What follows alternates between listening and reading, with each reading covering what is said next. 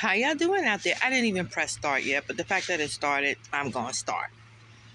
I'm just chilling, having lunch by the pool, but I wanted to share something with y'all. Something that's just been weighing heavy on me. I think there's something extremely sinister going on in the rap world. And when I say sinister, kind of creepy like, because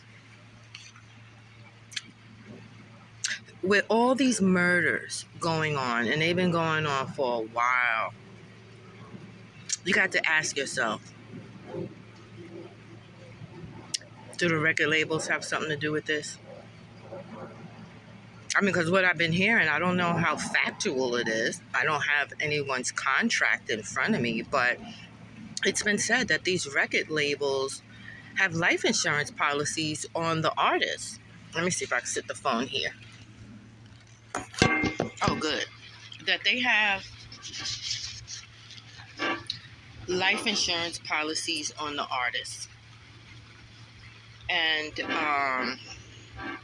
I think that's baffling to me. I mean, do all record labels have a life insurance policy on their artists? And if so, is it just in the rap world? Did they have that for all the genres of music, or is it just for black music?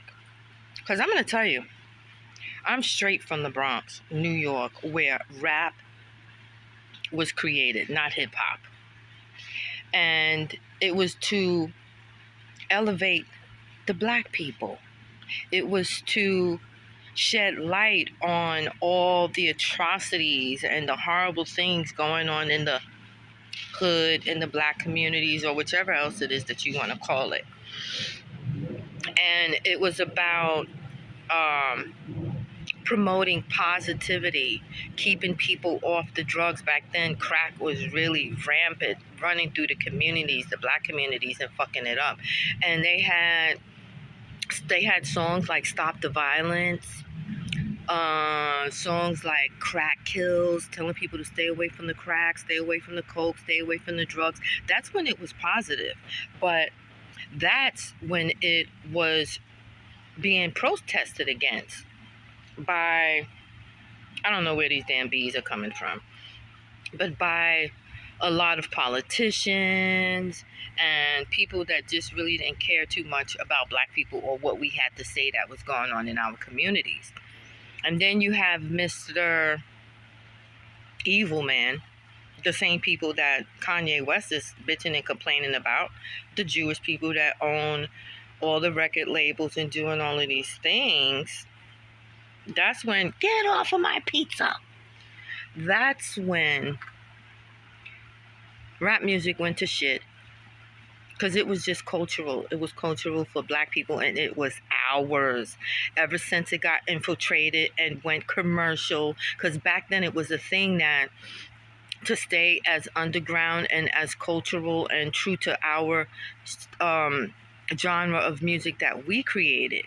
And if you had went outside of that and went to the labels, you was looked at as a sellout. So I guess a lot of motherfuckers done sold out. And now these evil record companies and labels, whatever you want to call them, they infiltrated our culture. They infiltrated our music. And they turned it into drug and stripping music, murder music, everything that we were against. I truly think that even though they wanted to see like a lot of these rappers were murdered in the streets, I don't think it was typically from the streets.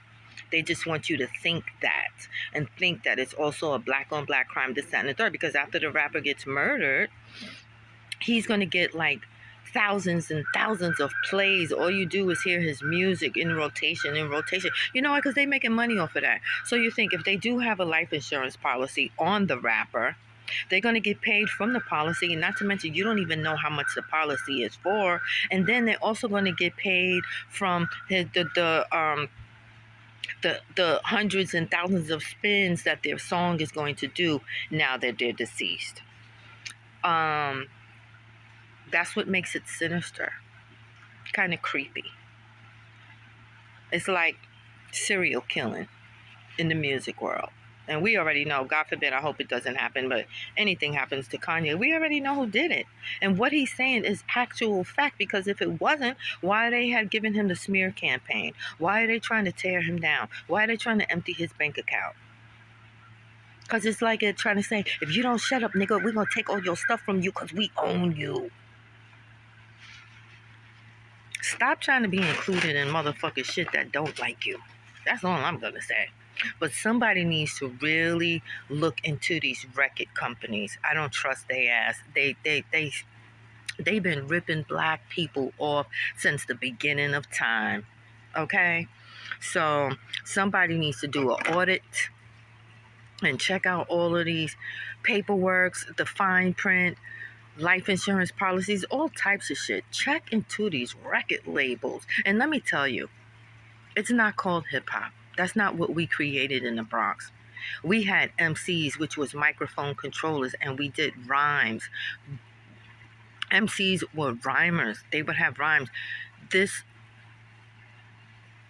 evil, sinister type of people that infiltrated our culture, they pegged it hip hop.